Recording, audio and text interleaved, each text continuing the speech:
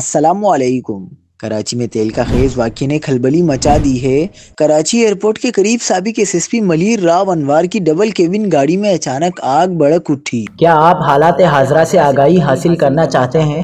خبر کے پیچھے چھپے اصل حقائق جاننا چاہتے ہیں تو ابھی سبسکرائب کیجئے جل پاکستان کو اور ساتھ ہی گھنٹی کے نشان پر کلک کر دیں۔ آپ کو بتاتے چلیں کہ کراچی کے جناح انٹرنیشنل ایئرپورٹ پر سابق ایس ایس پی راو انوار کی ڈبل کیبن گاڑی میں آگ لگ گئی۔ ذرائع کے مطابق ایئرپورٹ کی حدود میں کڑی ڈبل کیبن میں آگ شارٹ سرکٹ کے باعث لگی۔ سوچنے کی بات یہ ہے کہ وہ راو انوار، جس کا نام برسوں سے سنگین کیسز، پولیس مقابلوں اور عدالتوں کی فائلوں میں گردش کرتا رہا، آج اس کی گاڑی میں لگنے والی آگ ایک عام حادثہ تھی یا کچھ اور؟ کیونکہ گاڑی میں اس وقت خود راو انوار نہیں بلکہ اس کی فیملی موجود تھی، یعنی سب کچھ بالکل معموں کی سفر کی طرح ہوا۔